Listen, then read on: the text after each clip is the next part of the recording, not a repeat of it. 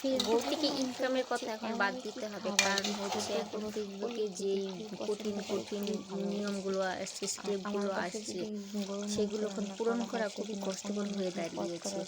এখন এই পেজ খুলে আমি বিপাকে আছি, একটু শখের বশে খুলেছিলাম, খুব ভালো লাগে এখন।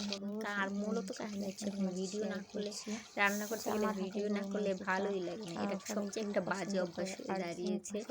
যাই হোক, আমি গরুর মাংস রান্না করেছিলাম খিচুড়ি দিয়ে খাওয়ার জন্য। আমার গরুর মাংস রান্না অনেক সুন্দর হয়েছে, সবাই খেয়ে অনেক প্রশংসা করেছিল।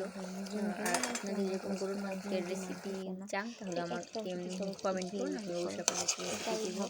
আর হচ্ছে আস্ত রসুন দিয়ে রান্না করেছিলাম হচ্ছে গরুর মাংসটা। আর সবসময় ভিডিওতে দেখেছি আস্ত রসুন দিয়ে গরুর মাংস, আমিও ফার্স্ট টাইম ট্রাই করলাম আস্ত রসুন দিয়ে গরুর মাংস। আর আসলে আস্ত রসুন দিয়ে গরুর মাংসটা খেতে কিন্তু মজাদারই হয়েছিল। তারপর একটু ছিল, সেটা হচ্ছিল আবার পরের দিন আবার গরম করে আমরা খেয়েছিলাম। বললাম না যে একটা অভ্যাস হয়ে দাঁড়িয়েছে এখন, যে ভিডিও না করলে হচ্ছে কি সাবস্ক্রাইব করে দিবেন। Thank you more for watching. আল্লাহ হাফেজ।